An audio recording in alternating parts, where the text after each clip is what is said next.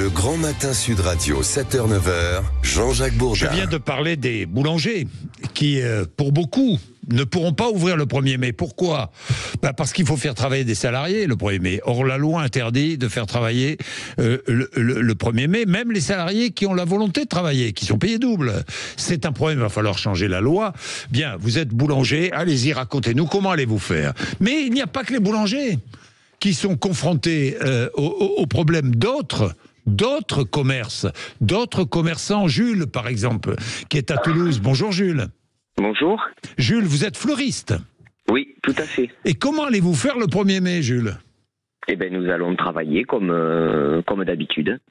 Oui. Nous allons ouvrir et travailler, parce que le travail, c'est pas une maladie. Hein. Mais non, c'est pas une maladie, le travail.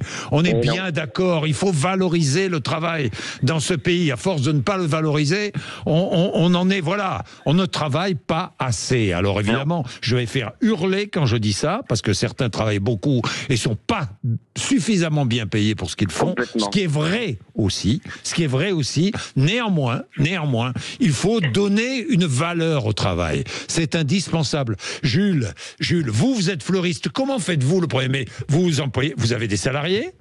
Oui, j'ai une salariée, oui. Bon, comment allez-vous faire ? Eh bien, elle va venir travailler comme d'habitude et elle sera payée double puisque c'est un jour férié comme d'habitude. Voilà.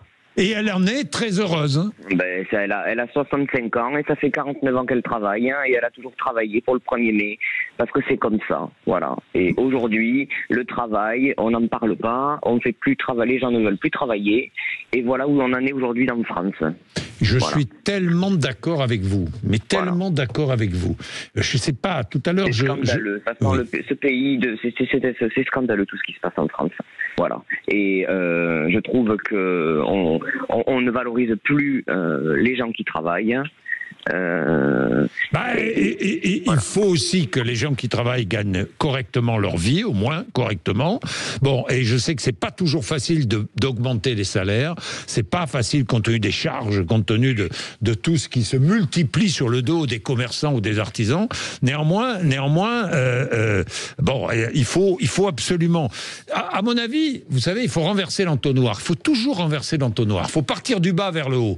Nous, en France, on part toujours du haut vers le bas. Les décisions sont prises en haut et ça tombe sur la tête de ceux qui sont en bas. Moi, je pense qu'il faut toujours commencer par le bas vers le haut. Il faut écouter ce que vous dites et ensuite on prend des décisions.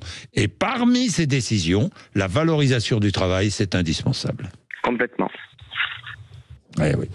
Oui, mais ça, c'est pas facile à faire entendre à nos élites. Hein. Mais il n'y a pas que les élites d'ailleurs qui pensent ça. Il y en a d'autres aussi qui pensent ça.